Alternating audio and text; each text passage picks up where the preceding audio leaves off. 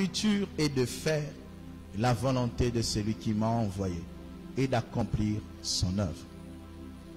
Étant envoyé par le Père sur la terre, Jésus avait fait du travail que Dieu lui avait demandé de faire sur la terre comme étant sa nourriture. Lorsqu'il marchait à Capernaum, lorsqu'il marchait à Jérusalem, lorsqu'il marchait à Galilée, lorsqu'il marchait en Israël, dans son ventre, la nourriture, c'était la volonté de Dieu. Dans sa vie, sa nourriture, c'était faire la volonté du Père. Il a fait de l'œuvre de Dieu sa nourriture. Il a fait de la volonté de Dieu sa nourriture.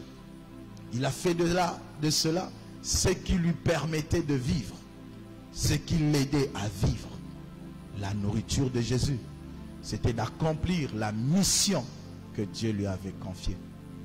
Et nous avions dit, par rapport à nous aussi, si nous voulons réussir sur la terre, comme Jésus a réussi sur la terre, étant envoyé par le Père, si nous aussi nous voulons réussir comme étant envoyés par Jésus, nous devons faire de la mission qu'il nous a donnée aussi notre nourriture.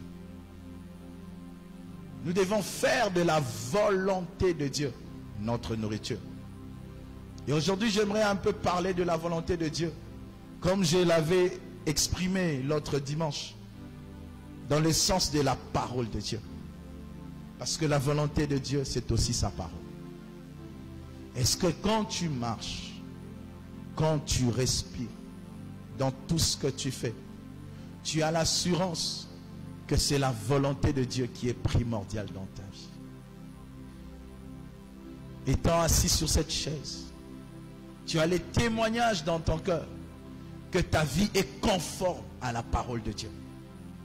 Ta vie est conforme à la volonté de Dieu.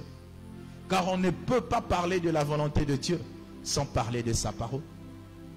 Est-ce que tu as l'assurance que nuit et jour, en te réveillant le matin, en allant au travail, en allant dans ton commerce, à l'école, à l'université, ce que tu vis, c'est la parole de Dieu, c'est la volonté de Dieu? Il peut te sembler être des choses imaginaires, mais j'aimerais te dire que c'est vrai qu'il y a des hommes sur cette terre qui ont fait aussi, comme Jésus, de la volonté de Dieu leur nourriture. Ils n'ont vécu que pour Dieu. Ils n'ont vécu que pour la volonté de Dieu. Et le Seigneur me met à cœur de te dire, une de grandes étapes dans la vie d'un chrétien, pour réussir sa vie chrétienne, c'est de faire de Dieu sa nourriture.